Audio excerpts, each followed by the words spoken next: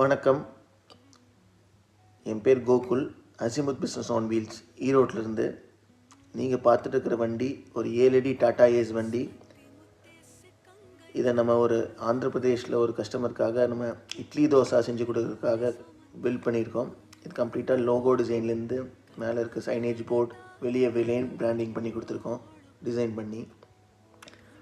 உள்ளே நமக்கு என்ட்ரானோடனே right side cooking side, back door கொடுத்துருக்கோம், எக்ஸாஸ்ட் சிஸ்டம் கொடுத்துருக்கோம், ப்ராப்பராக ஒரு சிங்க் கொடுத்துருக்கோம், சர்விங் டாப் கொடுத்துருக்கோம், மேலே ஷெல்ஃப் கொடுத்துருக்கோம்.